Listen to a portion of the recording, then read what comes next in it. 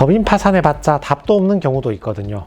냉정히 말해서 해봤자 별로 실익이 없거나 재미가 없는 경우가 있을 수 있으니까 미리 한번 숙지를 해봅시다. 첫 번째, 연대보증을 살펴봅시다. 원래 법인의 채무는 대표자인 나하고는 상관이 없거든요. 법인이 빌린 돈이지 내가 빌린 돈이 아니니까 법인이 못 갚는 거지 나와는 관계없는 일이죠. 근데 이럴 줄 알고 금융권에서 돈을 빌려줄 때 법인이 돈 빌릴 때는 대표자가 연대보증을 해라 이렇게 보증계약을 요구하는 경우가 있죠. 대표자가 연대보증 계약을 했으니까 자기 자신이 법인이 못 갚으면 대신 갚겠다고 보증계약서에 도장을 찍었으니까 그 보증 행위 때문에 대표자가 책임을 져야 되는 거죠. 다만 연대보증은 그나마 해결이 좀 쉬운 문제입니다. 왜냐하면 2018년 이후로는 대표자에 대한 연대보증 제도가 폐지가 되었고 성실경영 이행각서나 책임경영 이행각서 이런 걸로 대체가 많이 되었거든요. 그리고 아직 연대보증 채무가 남아있다고 하더라도 대표자 자신이 개인회생이나 파산을 해버리면 그 채무를 면할 수 있기 때문에 그나마 나은 문제입니다. 두 번째는 손해배상 문제가 있거든요. 내가 법인을 운영하면서 거래처한테 물건 대금을 못 주거나 또는 돈을 받았는데 물건을 못 주는 경우가 있잖아요. 이런 경우에 일부의 사건은 거래처에 대한 상거래 채무, 단순한 민사상 채무 불이행에 해당하니까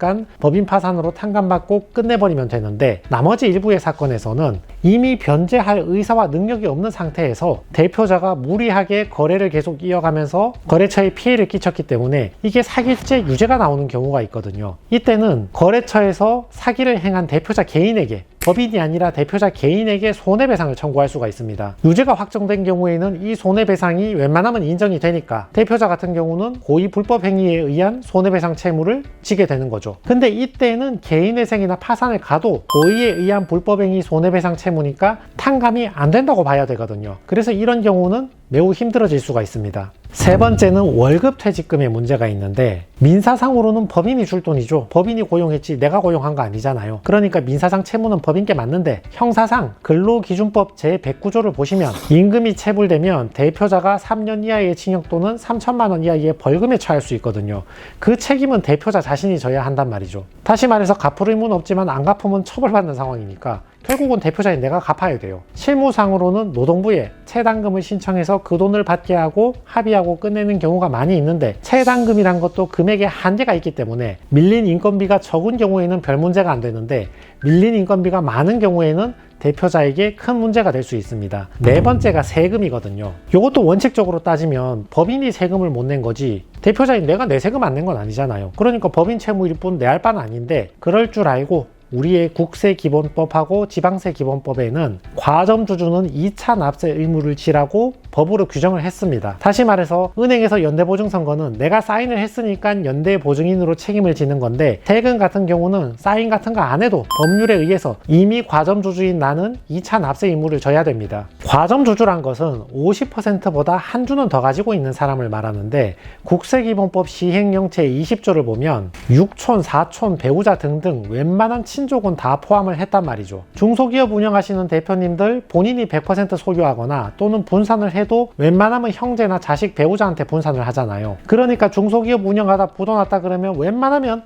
2차 납세 의무 규정에 적용을 받는 거죠. 법인이 못 낸 세금 금액이 작으면 대표님 개인이 별도로 변제해 주시거나 개인회생을 신청해서 개인회생 채권자 목록에 넣고 분할 변제를 하면 되는 일인데, 법인이 못 낸 세금이 매우 큰 경우에는 개인회생으로도 처리하기 힘들단 말이죠. 왜냐? 세금도 비면책이니까 내 변제 기간 안에 전부 변제를 해야 되는데, 너무 크면 대표자 개인회생을 해도 힘든 경우가 많이 있죠. 참고로 2차 납세 의무는 대표자가 아니라 과점주주가 책임지게 되는데, 중소기업 같은 경우는 대체로 과점주주가 대표자인 경우가 대부분이죠.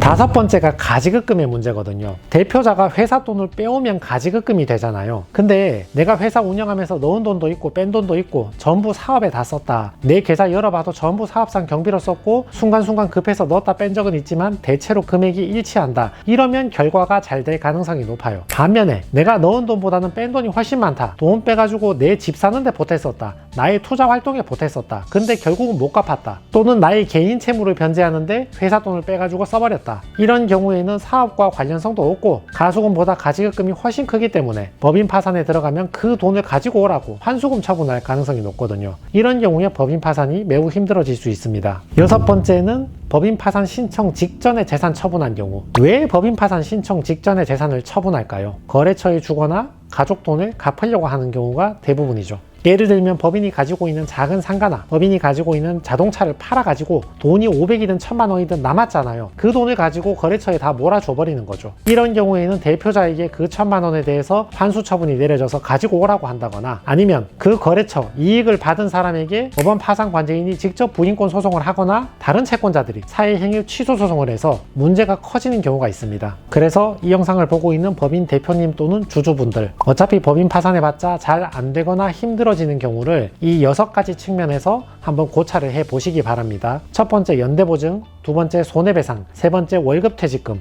네 번째 세금, 다섯 번째 가지급금, 여섯 번째 신청 직전에 처분한 재산,